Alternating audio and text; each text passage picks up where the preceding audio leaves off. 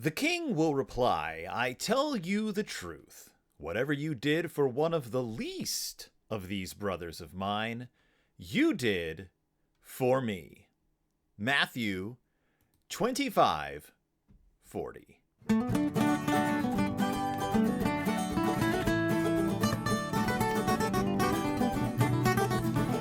Welcome back to Deep in Bear Country, a Berenstain Bearcast. Sorry, I'm scratching my shoulder while I'm introducing the episode. If you're watching on YouTube. If you're not watching on YouTube, I'm just talking about scratching my shoulder. But if you're watching on YouTube, Phil Gonzalez, Raffish Ripoff Productions, you just got to see me just totally bungle the intro to the show. Welcome back to Deep in Bear Country, a Berenstain Bearcast. I am your host, Phil Gonzalez, and this week, we got a religious book, but we're not going to talk much about it. We're not going to talk much about it. We're going to talk about the book, but we're not going to talk about the religious aspect of it. Why? We'll get to it. First, little housekeeping.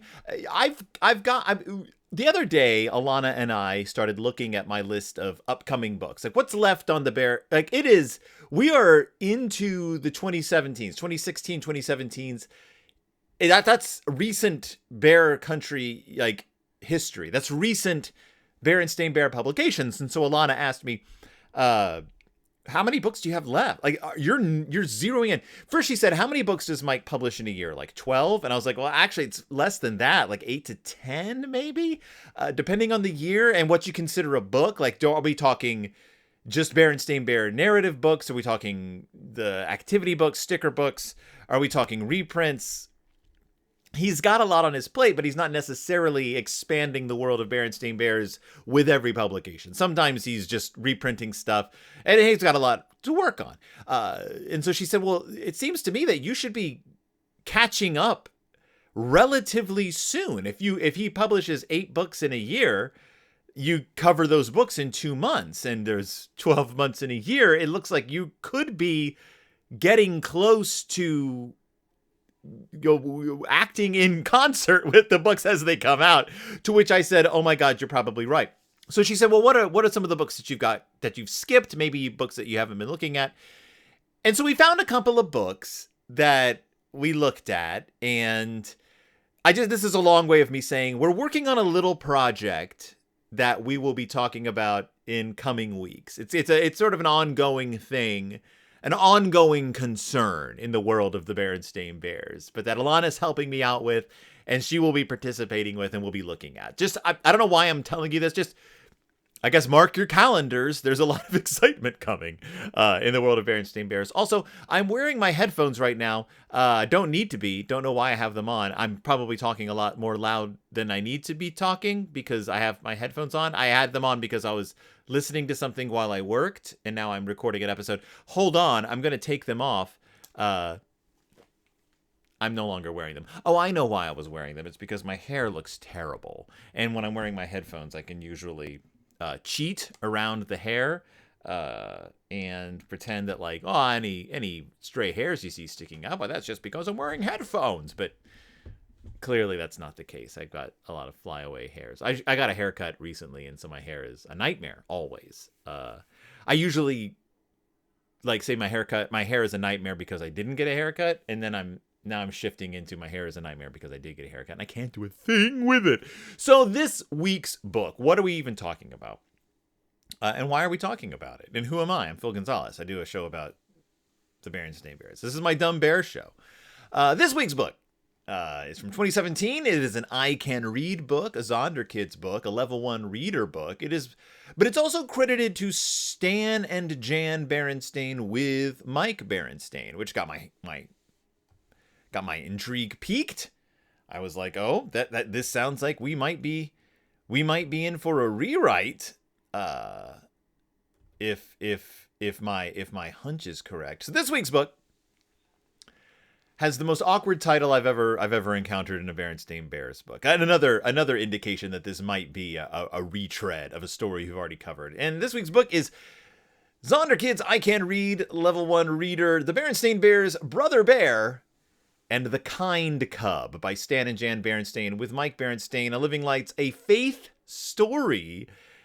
And looking at the cover, you might right off the bat be going, I think we've seen this book. I think we've seen this book, and I think we have not only seen this book, I think we've seen this book pretty recently. That's right. In the last couple of years, I covered this book. Since well after COVID started, I covered the original version of this book, The Berenstain Bears Brother Bear and the Kind Cub, which is not what this book is about. It is not about Brother Bear and a Kind Cub. It's more about Brother Bear being a kind cub, as if the book were originally intended to teach the concept of kindness. That is right, because this book is a retread. It's a retelling. It's a simplification. It is a story that we have already encountered. But what is the book we've already encountered it as? Well, let's take a look. Brother Bear and the Kind Cub may very well be. Well, I mean, it does. It's not even a may very well be. Brother Bear and the Kind Cub is a retelling of the book Brother Bear, the Berenstain Bears, Kindness Counts, which makes a lot more sense as a title. The Berenstain Bears, Kindness Counts. And so instead of just going over this book again, instead of just being like, here's what the plot is and here's how they changed it, I'm going to take the opportunity to kind of illustrate how Mike went about reconfiguring this book, sort of in an educational sense. Like, what does it mean to reconfigure a pre-existing book? I'm on YouTube, so I've got these. If you're looking at this on YouTube, I'm going to do my best to explain it. If you're looking at this on YouTube, you're going to be able to sort of grasp a little bit better what I'm talking about, but it's not complicated. It's a bunch of children's books about bears. It's not like, this is not rocket science. This is not a hard job I have.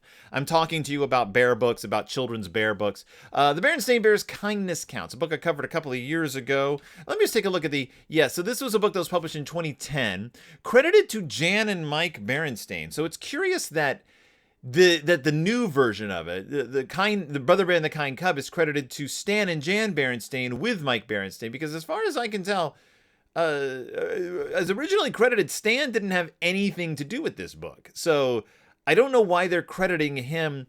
If you're listening, Mike, if you're listening, did Stan originally have anything to do with Kindness Counts? Because again, he's not credited in the original title page. Don't know why. Or maybe it's a contractual thing. Maybe it's just them trying to say, like, we're crediting Stan for the original creation of the Bears, for being the Berenstain Bears creator.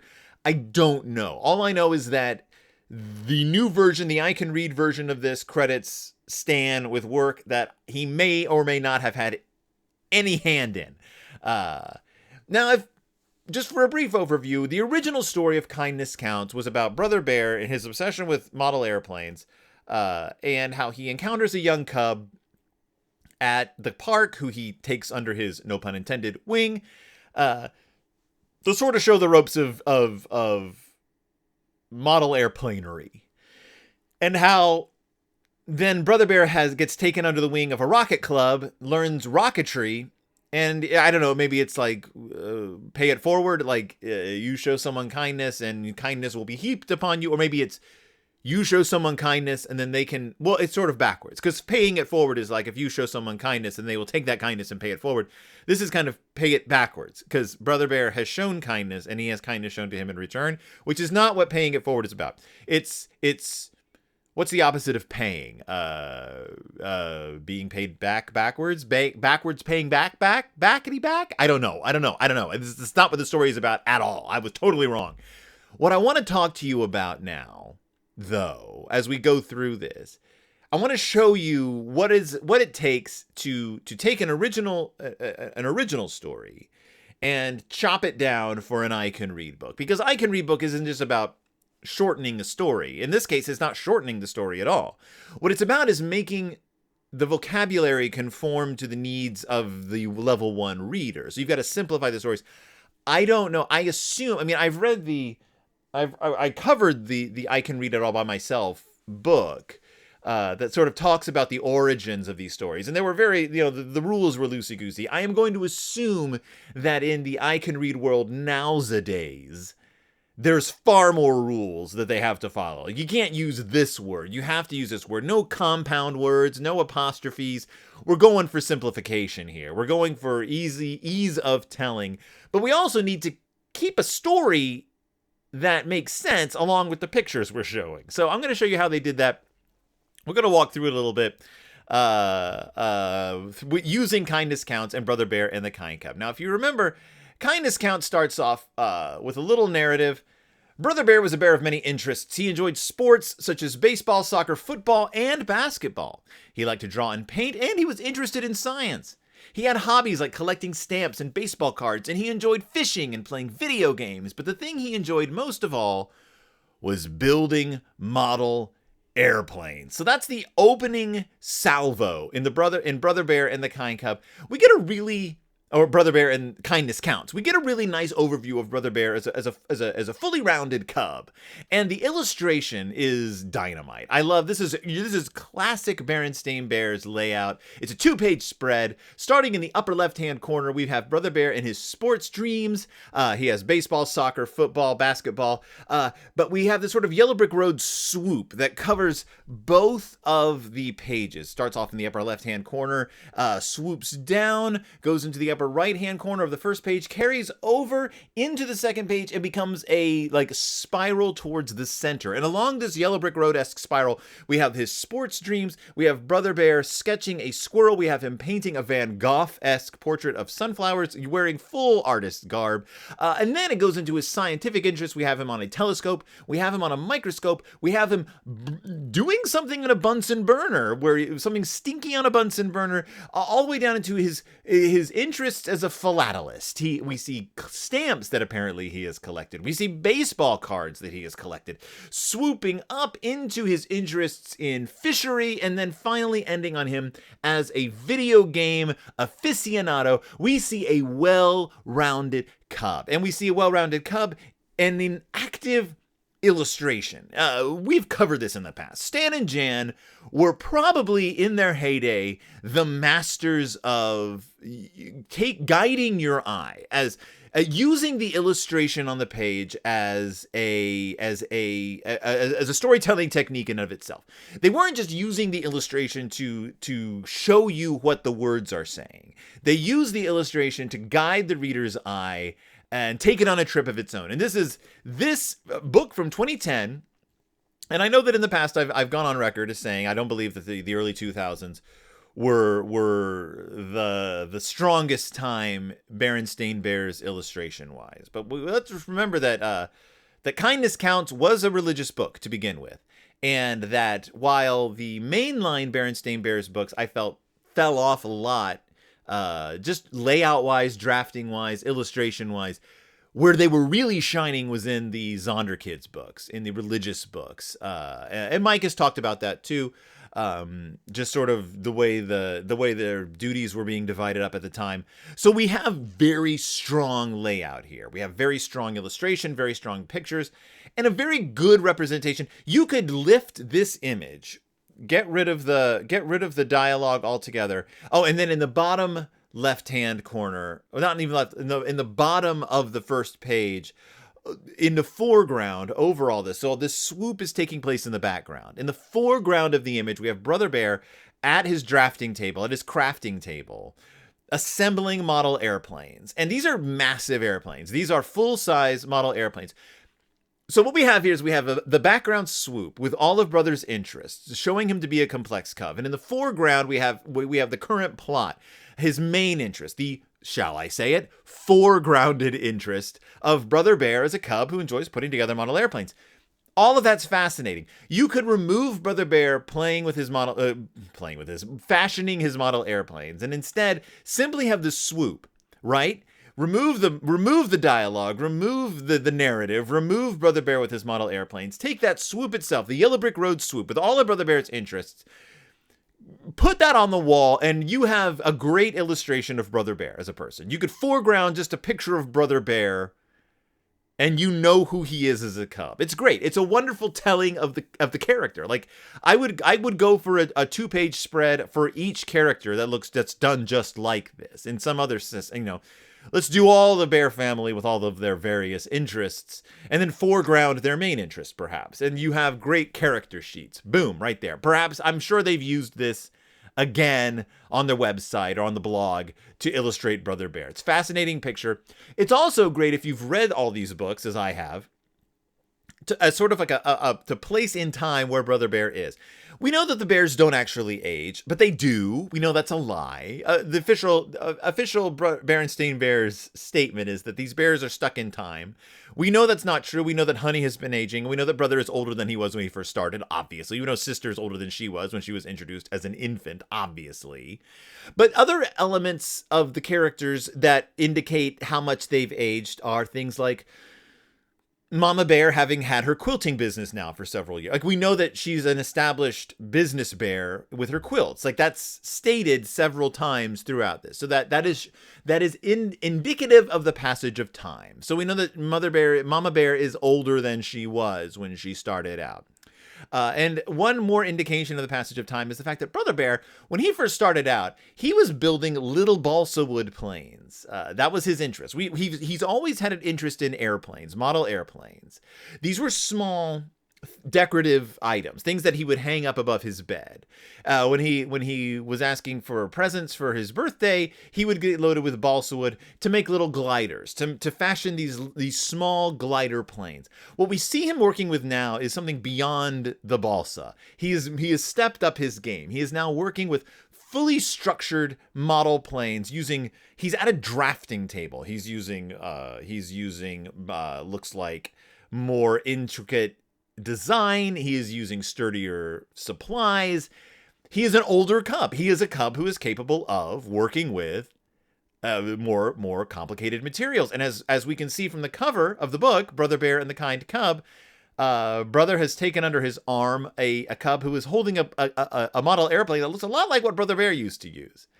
So these pages are a smorgasbord of ideas. They are a study in layout, they are a study in storytelling, and they are a study in time. They are a study in timeline. We know where Brother Bear is now. He's an older cub than the Brother Bear we met, not only in the Berenstain Bears, the new baby, but the Berenstain Bears in the 90s. This is an older brother. Now let's take a step back and talk about layout, because Brother Bear and the Kind Cub also has these pages. Let me get to it, but it is slightly different. If you take a look at the way the layout is done, what Mike has had to do is he has had to go in and crop the image. Not only it's a hard crop, because the I Can Read It All by myself, the I Can Read It books, the early reader books, the individual pages are not one to one. They are like two to three. It's an up and down, a portrait, as opposed to a square. And so you put those two together, you do not get the ratio that allows for the full spread.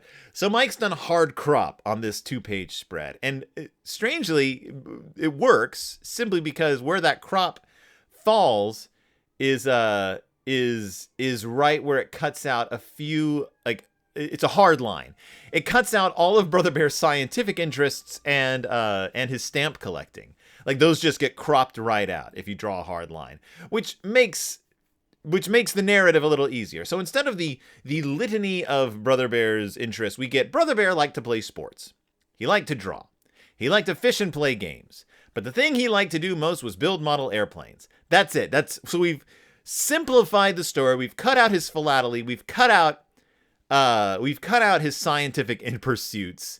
We have reduced his ability to paint a still life down to he liked to draw. He liked to fish, and his interest in video games, he liked to play games, because we're getting to the meat of the matter. He liked to build model airplanes. We also lose the swoop.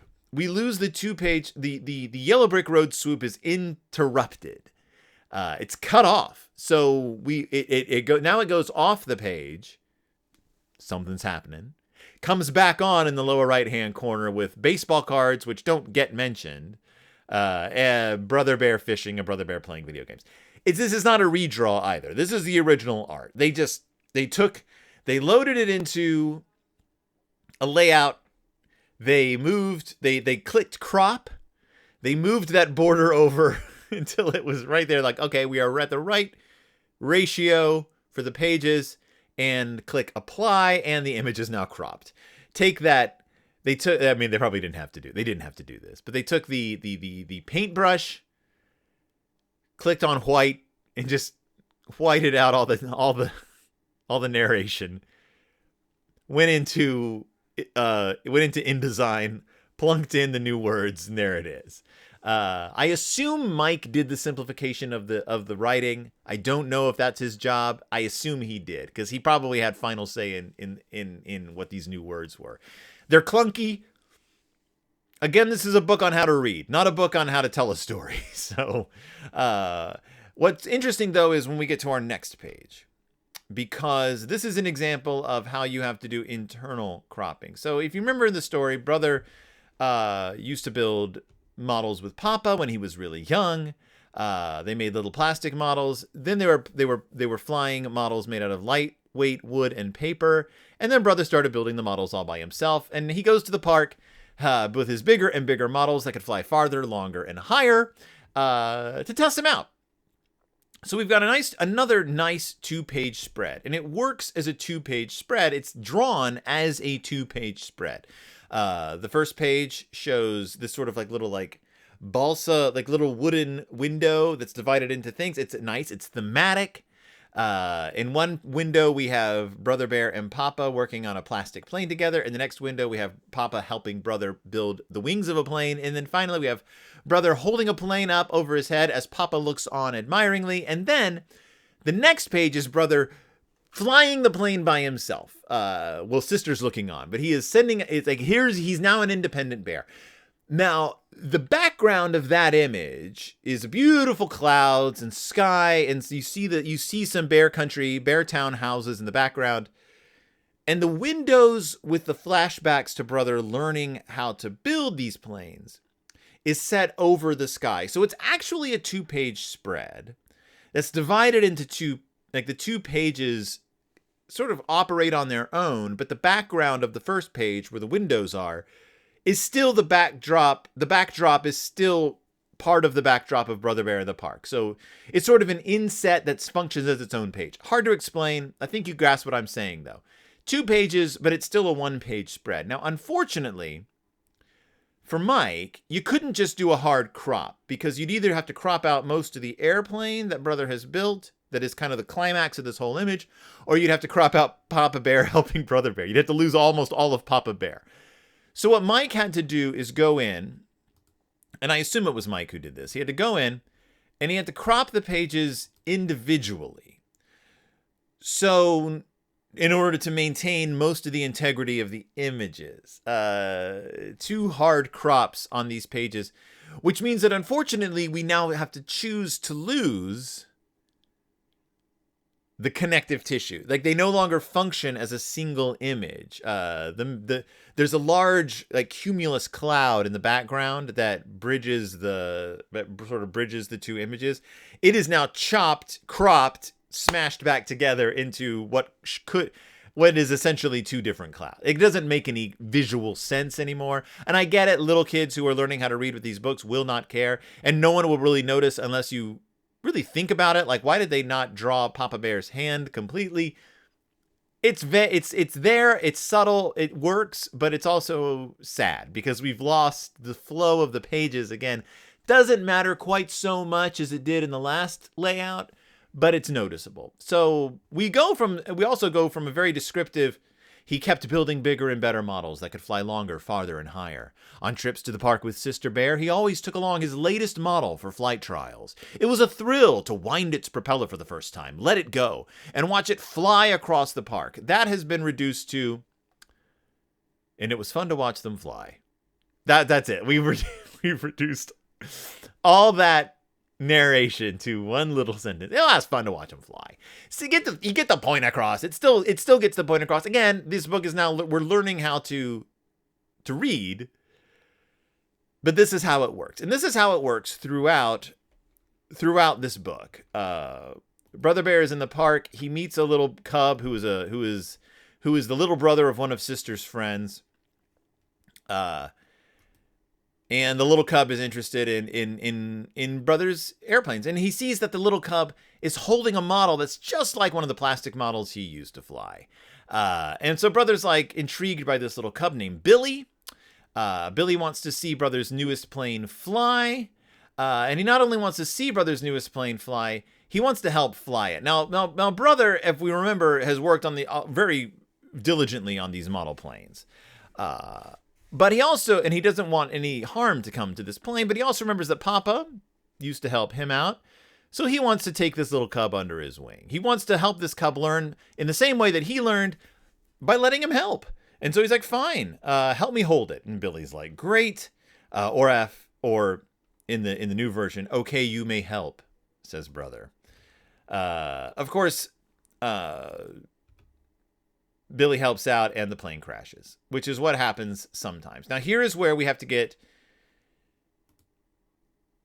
into the now we have to really reconfigure the way these pages work. We had to cut out some illustrations in order to make it work. In the original 2-page spread, we see Brother holding the plane over his head. Down at the bottom, we see them letting the plane go off. It swoops, it curves, it crashes. We had to cut out the image of Brother and Billy launching the plane. There's just too much space it would have taken up, I guess. We've also, of course, simplified the narration. It's the same basic story. The plane crashes and Billy gets upset. He's like, did I do something wrong? Did I throw it instead of letting it fly like you said? Brother looks distressed, but he's like, you know what? It's my fault. I didn't get the balance right. It's tail heavy. That's why it went up too steep and it paused and it dove down. That's called stalling. It's stalling out. The plane stalled out. It went up too fast, stalled out, came back down. Billy's like, are you going to fix it? And Brother's like, yeah, you build it. My motto is you build them, fly them, crash them, fix them. That's how you learn. And Billy's like, well, can I help you fix it? And Billy's big sister says, you're too young. You're just going to get in the way, little kid. You're going to get in Brother's way. You're too young to help. Now, of course, all this narration is very simplified in the new version. Brother and Billy ran to the plane. It was broken. Will you fix it? Asked Billy. Build them, fly them, crash them, fix them, said Brother. That's what I say. So what we've lost in the narration, though, is the notion that Billy is too young to help Brother out. Instead, well, I guess in the next, okay, I'm wrong. We cut to the next page. He's like, can I help? Billy, you're too young. Brother says, that's okay. I could use a little help. They go to the treehouse, and Mama and Papa are thrilled because they see Brother Bear being kind to a cub. And that's where we get to the original title, Kindness Counts. They're like, wow, look at us. We've set a good example, a good kindness example. It's hard to let someone help out when they're young. They don't know what they're doing. Papa has had the patience and the time to spend with Brother. Therefore, Brother has the patience with a younger cub. Now, in the original 2-page spread, there's a circle, an inset of Mama and Papa. The original 2-page spread is a lot more balanced. We have a circular inset above the bear's treehouse, countered with a circular inset of Brother taking Billy home and introducing him to the parents. I guess that's a weird way of putting that. He's not his date. He's a boy that he found in the woods or found at the park. He didn't find it. He's a boy that he found at the park, but he's not a strange boy. In any case, Mama and Papa are thrilled. We lose a little bit of the play, but they've actually reconfigured the image in a way for the I Can Read It All for the first time reader book that works. Having Brother take the boy home, bringing home a boy for Mama and Papa.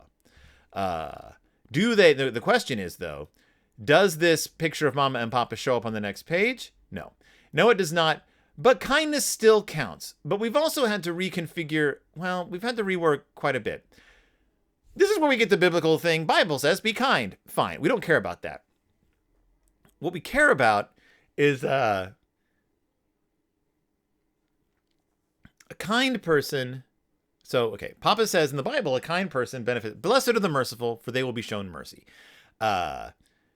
And Papa says, what that means is that no act of kindness is wasted. Any kindness you do will always come back to you, which kind of becomes the message for the book, which I don't know I guess that's, in any case, I talked about this in the old episode. So Billy helps Brother fix the plane, which is interesting. So we get this wonderful donut image, which I guess looks kind of like the chamber of a 6-shooter, which doesn't have anything to do with planes. It's a donut with illustrations all around the donut of Brother helping Billy learn how to fix the airplane. Brother having fun, teaching, having a helper. This is the brother we know and love. This is the brother that we got to know through the course of the chapter books. Brother Bear isn't just a smart cub. He isn't just a kind cub. He's a mentor. He likes to help others out. He's thoughtful. He takes his time. And those are qualities that can really help out when you're teaching someone who's younger than you. Billy also seems to be a little bit like Brother in his own regard. He's eager to learn. He's a patient cub. He wants to help, and he wants to follow someone who's a leader. Brother Bear, we know he's a good leader, a little slow sometimes in the speed sense. He can take a little too long to come to some decisions at times, which at times can hinder him as a leader, but in this case helps him out. The theme of the book, kindnesses that you do will come back to you. I'm still not a big fan. I still believe that kindness counts in the sense that it just makes the world a better place. As we can see from the plot of this book, it's going to come true.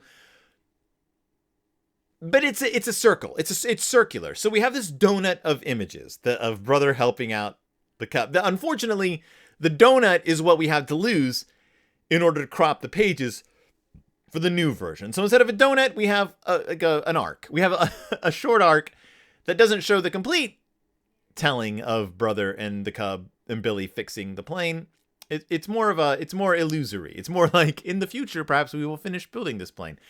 The question I have is, are we going to see this donut get completed on the next page? No, we don't. I mean, we see the results of it. We see them launching the page off into the air. This looks like a good flight, says Brother. We also do, in the short version of the story, we do not learn that the plane is actually called the Meteor, which I assume is partly because that's a tough word for little kids to learn how to read. But we also see that we've had to crop the park out a little bit, so we lose some background cubs. We lose a house in the background that has a chimney that looks as if it's fashioned to look like a tree, part of a tree. Oh no, we keep that one. In fact, it's a little bit clearer in the cropped version. We didn't quite lose that. And I have to assume that this is not a chimney that's actually made of wood, because that chimney could dangerously burst into flames. But it looks like a good flight, says Brother. Now, Now, here is where... So the plane comes down. They're jumping for joy. Here is where the second half of the plot kicks in. This is... I don't know if you remember this, but the BCRC, the Bear Country Rocket Club, got introduced in this book. And they have a lot of equipment. They have pretty cool jackets. And they are setting up rockets. And Brother's like, whoa, do you think I can help you launch a rocket? And the cub is like, nah, you're too young. It's too dangerous to launch rockets. And this is true. Rocketry is dangerous. It involves blowing things up. If you're ever interested in if you're ever interested in the history of rocketry, you really should read about the history of rocketry, the rocket science, what we call rocket science, because it's tied into the history of the space program. It's tied into the history of people getting blown up and setting themselves on fire. That's part of it. And how rocket science had to prove itself as a science. It was like no one took it seriously. Rockets were considered just for funsies. You couldn't do anything with rockets.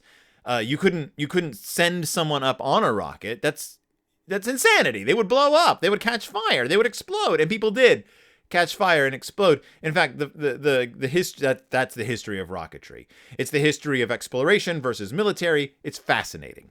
It's also the history of semi-unstable geniuses, which is what we're dealing with here. The Bear Country Rocket Club. Look at them. They're supposed to be cubs. They look like adults. They're older cubs.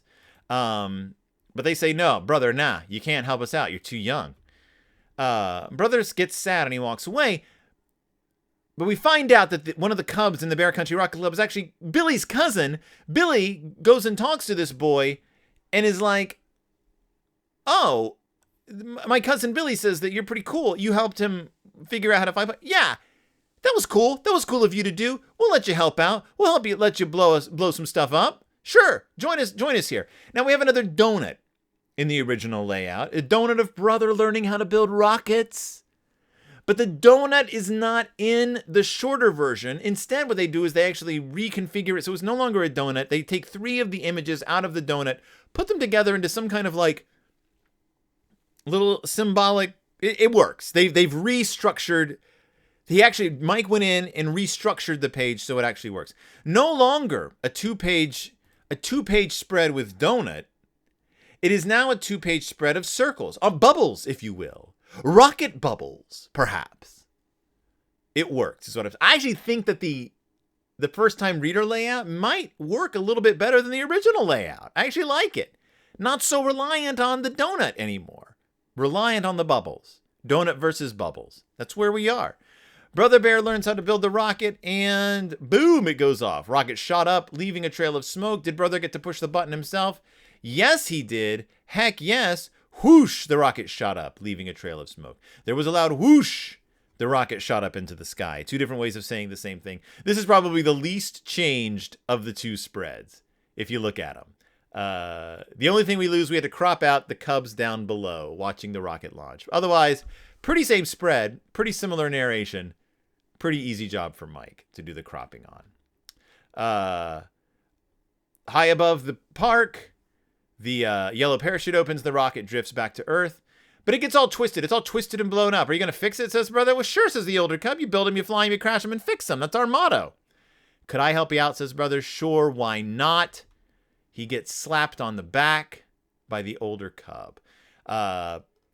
Same exact thing happens in the retelling, except Brother doesn't get slapped on the back.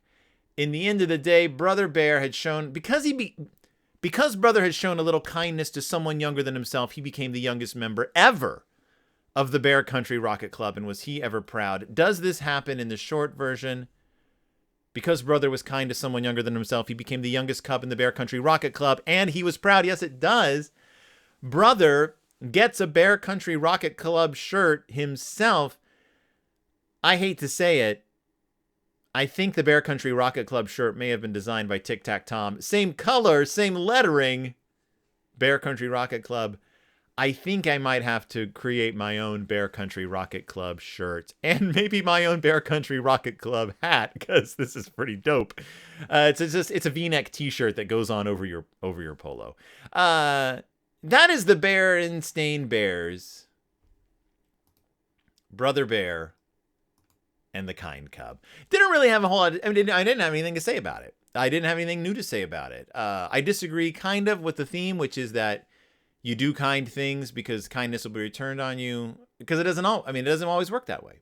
Sometimes you help a kid learn how to build an airplane, and that kid doesn't appreciate it, or doesn't listen, or doesn't learn, or they're frustrating. You don't like doing it. Sometimes you help a kid learn to build a model airplane, and then you try to join the Rocket Club, and they say, I'm sorry, even though this is my cousin, you're still too young. We have liability issues. You had to sign a waiver. This thing could explode in your hand and kill you. You're too young. You're too small, Brother Bear. Sometimes that happens. Sometimes it doesn't get paid back. Sometimes they're like, we don't care. We don't even like our cousin Billy. Sometimes that happens. Still pays to be kind. Still pays to be kind because it gets paid back. You can't see. Hold on. I'm going to show you. It gets paid back here. In your heart. Makes you a better person. Makes you just a better person to be kind. Does it get... Yeah, it does get paid back. It gets paid back in the broad expanse of your manly chest. It gets paid back right in there. In the cage of ribs, known as the rib cage. It gets paid back in the muscle. Heart muscle. That's how it gets paid back. Don't care if you get the Rocket Club. Doesn't matter. All that matters is that you're a good boy. All that matters is that you are a good boy. Look who's joining me today. Brother Bear is joining me today. Brother, you're plush. You're a plush boy. What did you think of this book? Do you think this is an accurate retelling of the events that happened to you when you did this? Well, I'm gonna be completely honest with you, Phil. That's not quite how it played out. Oh, really, Brother Bear? How did it play out? Well, I'll tell you. What really happened was I don't even like model airplanes. I was in the park, and a kid came up to me and asked me if I could help him build a slingshot. And I said, no, that's dangerous. And the kid went off. I went home and told my parents about it, and they said, good on you. We just heard on the news that kid accidentally got shot in the foot with his own slingshot, had to get stitches. Rock went right into the top of his foot. My message for you, this is Brother Bear speaking. My message for you listeners, don't shoot yourself in the foot with a rock. Thanks, brother. Thank you for coming on the show.